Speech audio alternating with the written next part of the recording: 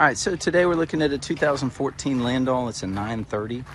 This trailer's 48 foot by 102. Southern trailer, clean underneath, very little rust, just surface in spots. The deck seems to be in good shape. It's a 48 102. Got flip out lights, which to me are still worth nothing even on the Landoll. Aluminum polished outside wheels. Basically a above average trailer.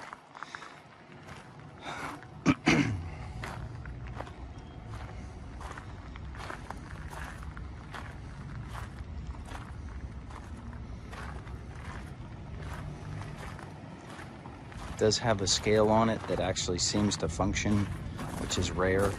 But again, in most of my videos I recommend not paying anything extra for scales because they usually don't work. But Landoll is pretty good about putting them in enclosed boxes that make them stand up to the elements a little bit better.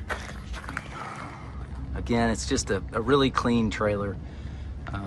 If you have any questions, give us a buzz. AA Diesel Truck and Equipment Inc.